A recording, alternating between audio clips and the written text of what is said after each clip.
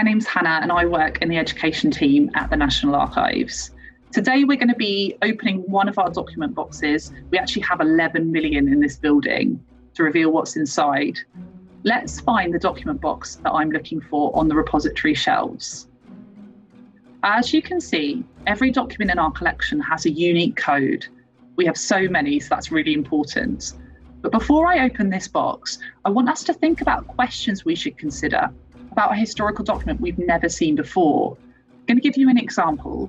I think the first question to ask is, what type of document is it? Is it a poster, a letter, an email? These are just some of the types of records that we have in our collection. I'm going to give you 30 seconds to have a think about other questions we should ask about a document you've never seen before. 3, 2, 1, off you go.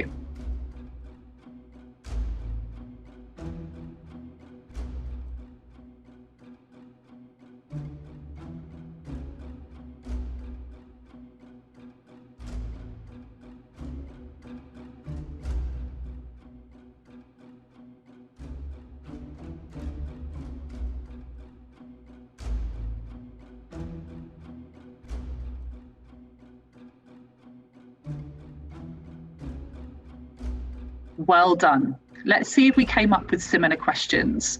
The next question I thought was important is, what is it about? So what's the content of the document? Then when was it made? Now, this can be tricky with our documents. We don't always have dates on them. Who made it? Who was it for, or what was the audience of the document? Why was it made?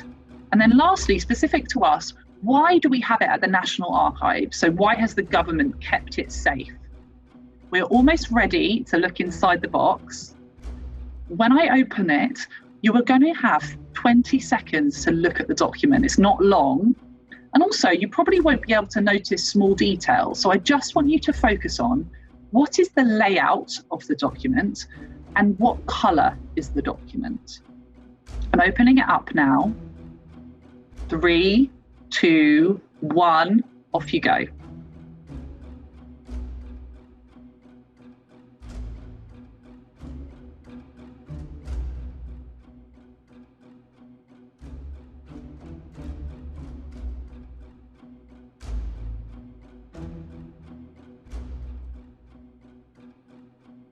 Time's up. It goes really fast, doesn't it? As I said, you probably couldn't spot small details, but let's see what you noticed. So I saw that there was writing on the document. Some of it was handwritten, like this part, and some of it was printed, much neater. I also noticed there were numbers as well. Wonder what those mean. Then the layout. So we've got columns and rows, like a table. And I also saw that the colour was like a dark yellow. And I noticed that there were sections that were ripped and looked fragile. So could that give us a clue as to how old this document is? There might have been some other things that you noticed that I didn't see. As we said, it was difficult to see small things on this document. So we're going to zoom in now to the top of the document to get a closer look. This time, I'm going to give you double the time, so 40 seconds to look closely. Focus on what details can you spot, and also what words or phrases can you read? Okay, get ready. 3, 2, 1, off you go.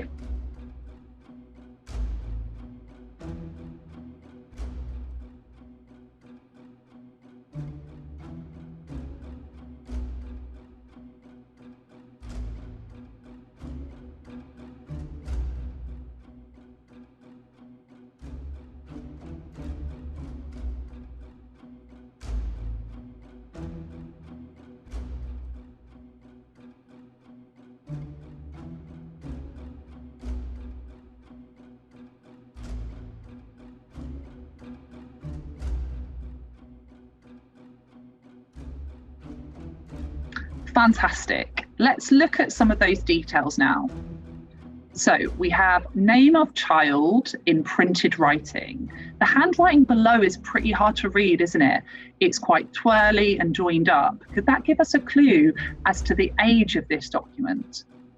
The fact this document is recording the name of a child and has columns reminds me of a school register. I'm not sure if you thought of that. Let's try and read that handwriting then.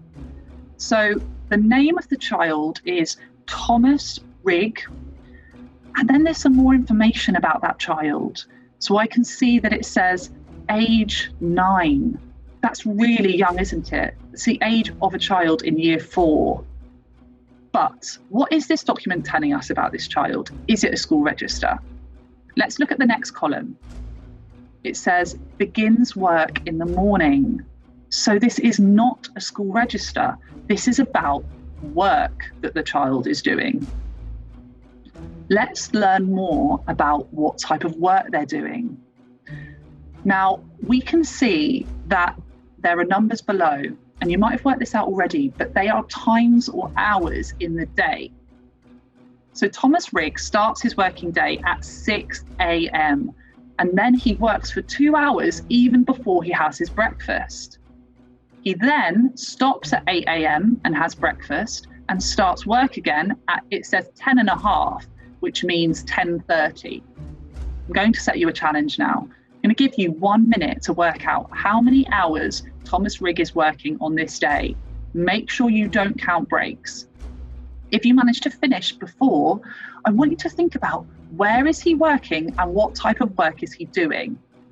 Get ready. 3, 2, 1. Your minute starts now.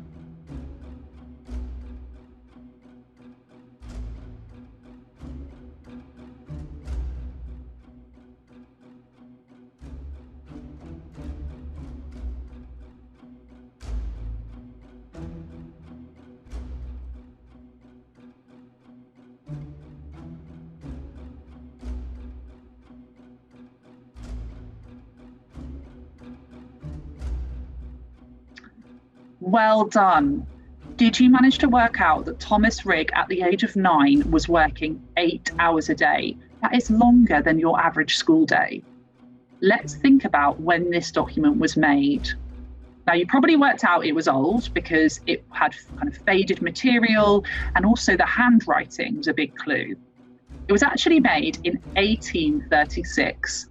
This is in the 19th century during the Industrial Revolution. Like many of our documents, frustratingly, it doesn't have a date on it, so I had to look at other records in the same box. Thomas Rigg was working in Ramsden Mill, which was a cotton factory. It was in a place called Rochdale near Manchester. It turned cotton into thread to make clothes. This process was called spinning. This is an image of people spinning cotton at the time. Now, children were used in factories because they were smaller, so they did some of the most dangerous jobs, like crawling underneath machines to fix them, even while they were still running.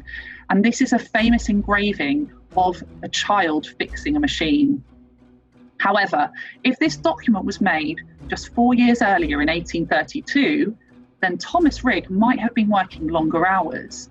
That is because in 1833, the Factory Act was passed to deal with working conditions in factories. In this lesson, you are going to be learning more about the Factory Act. You're going to be thinking about how far the Factory Act solved problems for children working in factories. Well done for looking so closely at this document. Enjoy this lesson.